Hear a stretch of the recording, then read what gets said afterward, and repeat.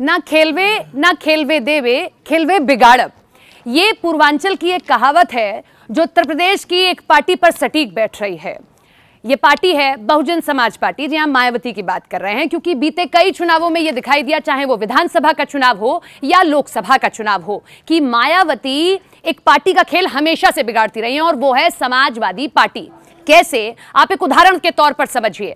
Azamgarh Samajwadi party का गढ़, जहां मुस्लिम वोटर्स अच्छी खासी संख्या में हैं, निर्णायक भूमिका में हैं, वहां से गुड्डू जमाली उतारे जाते हैं विधानसभा चुनाव में भी, और जो अभी बाईपोल हुए जिसमें धर्मेंद्र यादव उतरे थे उस चुनाव में भी गुड्डू जमाली के उतरने से यह हुआ कि लगभग 1 लाख वोट जो है गुड्डू जमाली के मिले थे, और इसमें उन्होंने वोट काटने का काम किया धर्मेंद्र यादव का, यानी कि समाजवादी पार्टी के लिए उन्होंने चुनौती खड़ी कर दी।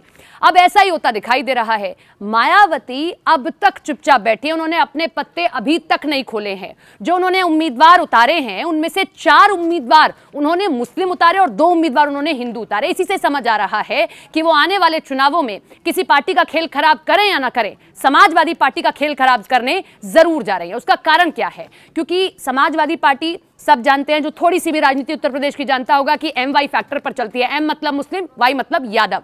लेकिन जब भी कहीं ऐसा कोई कॉन्स्टिट्यूंसी होती है या ऐसी कोई जगह होती है जहां पर मुस्लिम वोटर्स निर्णायक भूमिका में होते हैं, बसपा वहां से मुस्लिम कैंडिडेट को उतार देती है। उससे क्या होता है कि वोट बढ़ जाते हैं, और इसका सीधा सीधा फायदा भारतीय जनता पार्टी को होता हुआ दिखाई देता है। यह हमने आपको आजमगढ़ का उदाहरण बताया कि आजमगढ़ में गुड्डू जमाली ने कैसे खेल खराब किया धर्मेंद्र यादव का, और नतीजा क्या रहा कि निरहुआ वहां पर जीत हासिल कर लेते हैं। कुछ आंकड़े आपके सामने रखते हैं। 2022 में 17 में से 11 सीटों पर बसपा ने जो है अपने मुस्लिम कैंडिडेट उतार दिया, और इनमें से 17 सीटों पर, ये मैं विधानसभा के नतीजे आपको बता रही हूं, और आप अंदाजा लगा सकते हैं विधानसभा और लोकसभा के नतीजे आपको एक जैसे दिखाई देंगे। 17 में से 11 सीटों पर मुस्लिम कैंडिडेट उतारे थे, और 17 सीटें समाजवादी पार्टी हार गई थी। यह स्थिति थी। मुस्लिम वोटर्स एटलीस्ट 19% हैं उत्तर प्रदेश में, लोकसभा में 80 में से 20 सीटों पर, और लेजिस्लेटिव में 85 में से 100 सीटें ऐसी हैं जहां पर मुस्लिम वोटर्स निर्णायक भूमिका में हैं।